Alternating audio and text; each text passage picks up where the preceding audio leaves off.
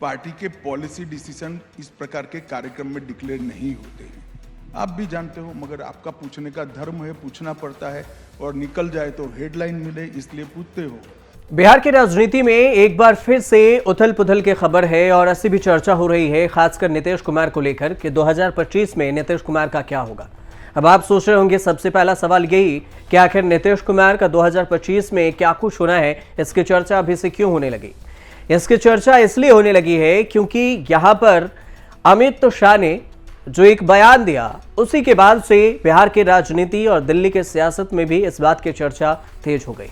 अमित शाह ने क्या कुछ कहा। अमित शाह से सवाल पूछा गया था कि जो बिहार में जैसे महाराष्ट्र का समीकरण रहा कि महाराष्ट्र में शिंदे की अगुवाई में महाराष्ट्र के चुनाव लड़े गए, लेकिन जैसे ही ज्यादा सीटें मिली तो फिर शिंदे को कुर्सी से हटाकर वहां देवेंद्र फडणवीस यानी कि बीजेपी को कुर्सी पर बैठाया गया और देवेंद्र फडणवीस वहां सीएम बने। सवाल ये उठा कि क्या ऐसा ही बिहार में तो नहीं होगा नीतीश कुमार के साथ, क्योंकि नीतीश कुमार भी गठबंधन में ही है। बिहार में जेडीयू और बीजेपी की गठबंधन है, जैसे महाराष्ट्र में एकनाथ शिंदे, अजीत पवार और बीजेपी के साथ गठबंधन थी। ऐसे हिसाब से बिहार में देखा जाए तो नीतीश कुमार का जेडीयू और चिराग पासवान की पार्टी एलजेपीआर और फिर बीजेपी, हम, इन सभी पार्टियों, छोटे बड़े दलों को मिलाकर गठबंधन भी है।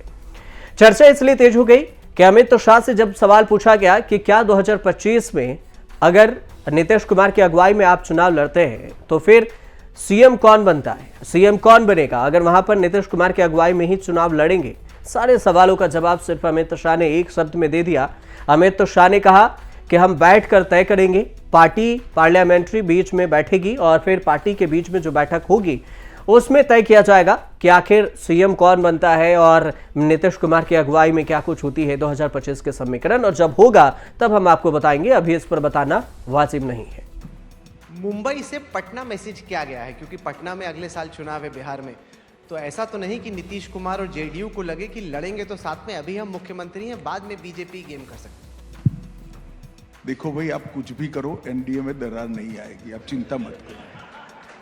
नहीं तो अगला बिहार का चुनाव आप लड़ेंगे नीतीश जी के साथ या चेहरा बनाकर, या आपको लगता है कि जैसे मुंबई में हुआ सेम फॉर्मूला वहां? देखिए, ऐसा है कि पार्टी के पॉलिसी डिसीजन इस प्रकार के कार्यक्रम में डिक्लेयर नहीं होते हैं। आप भी जानते हो, मगर आपका पूछने का धर्म है, पूछना पड़ता है और निकल जाए तो हेडलाइन मिले, इसलिए पूछते हो।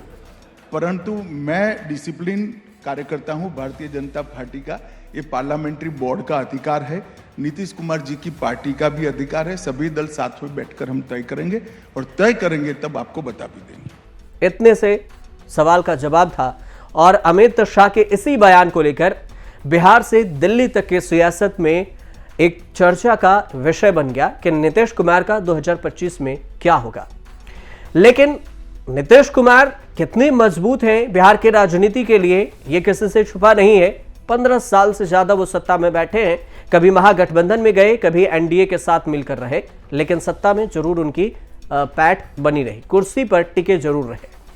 भले ही उनके बारे में कुछ पार्टी, राजनीतिक पार्टियां पलटू भी कहते हैं उन्हें कि पलटू नीतीश कुमार, खासकर तेजस्वी यादव पलटू चाचा भी कहते हैं, लेकिन इसके बीच में नीतीश कुमार कितने ज्यादा जरूरी और मजबूरी हैं बीजेपी के लिए, यह भी समझिए। तुरंत दिल्ली में बैठक हुई और दिल्ली में जो बैठक के बाद बिहार से सम्राट चौधरी का इस पर बयान आ गया।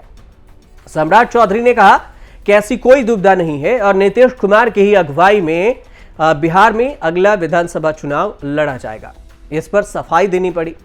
अब जेडीयू की तरफ से ही, जेडीयू के जो दिग्गज नेता हैं, लल्लन सिंह हो, संजय झा हो, ये सभी ने इस पर बयान दी और कहा कि नीतीश कुमार इतने अपने पैठ बना रखे हैं कि उनको ये जरूरी नहीं कि किसी के सहारे से सरकार में रहें। कई सारी चीजों का जवाब ढूंढने की भी कोशिश की गई कि नीतीश कुमार का क्या होगा, कैसे होगा, ऐसे बयानबाजी क्यों हो रही है।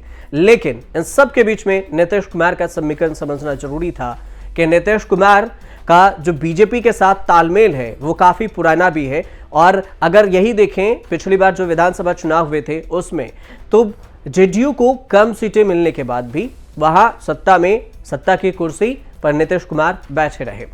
इस हिसाब से अगर देखिए तो सम्राट चौधरी के बाद तो दिए ही संजय झा भी और लल्लन सिंह भी बयान दिए।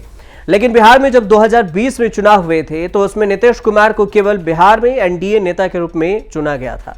भविष्य में यह भी कहा गया था कि नीतीश कुमार नरेंद्र मोदी के नेतृत्व में चुनाव लड़ेंगे, लेकिन बिहार की जो 243 सदस्यीय विधानसभा की सीटें हैं 2025 में इसका यह भी देखना होगा कि इसमें क्या कुछ होगा। लेकिन यहां पर यह भी देखें कि चेहरा, मुख्यमंत्री का चेहरा नीतीश कुमार ही होंगे, लेकिन राजद यहां पर तंज कस रही है और कह रही है कि जैसे 43 विधायक वाली जेडीयू को होने के बावजूद भी बीजेपी ने मान मनोबल कर उन्हें सीएम की गद्दी सौंप दी थी। 74 विधायकों की ताकत को बीजेपी ने तिलांजलि दे दी थी। सबसे ज्यादा विधायक बीजेपी के थे बिहार में, 43 विधायक ही जेडीयू के थी और कम विधायक होते हुए भी जेडीयू की तरफ से नीतीश कुमार को सीएम बनाया गया। बीजेपी ने उन्हें बनाया, भरोसा जताया। तो क्या आगे आने वाले समय में ऐसा होगा या नहीं, इसकी कोई गारंटी नहीं है।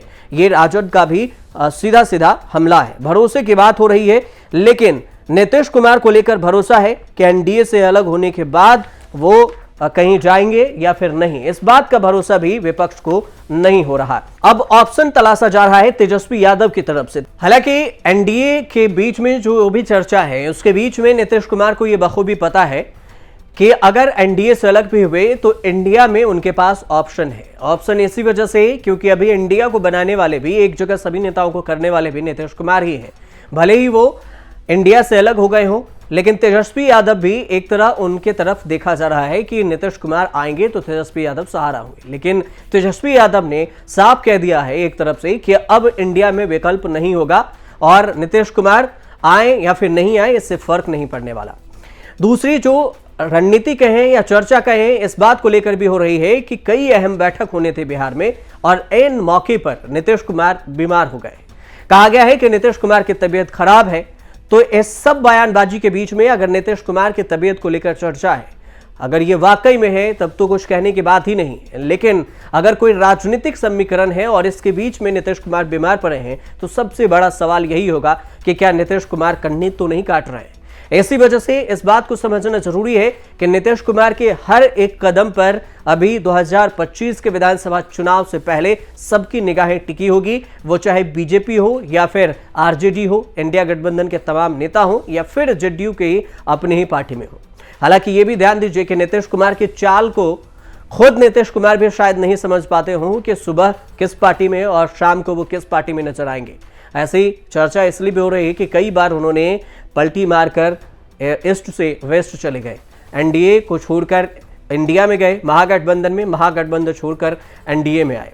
लेकिन इस बार में फिर भी नीतीश कुमार ने कहा है कि हम अब कहीं इधर उधर जाने वाले नहीं हैं।